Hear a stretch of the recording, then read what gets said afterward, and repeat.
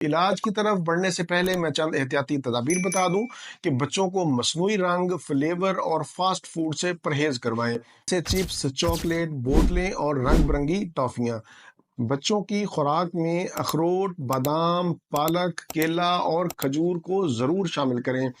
والدین کو چاہیے کہ اگر ان کے بچے کو آٹزم ہے تو پریشان نہ ہوں، بلکہ صبر سے اور محبت سے بچے کے ساتھ پیش آئیں۔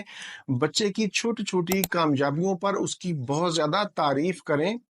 بچوں کو مصروف رکھیں، انہیں بازار سے تصویری کارڈز لا کر دیں جن کے اوپر جانور یا پھر پھلوں کی تصویریں بنی ہوتی ہیں، اور پھر بچوں کو کہیں کہ وہ اس میں رنگ بھریں اور ان کو آوازوں کی پہچان کروائیں۔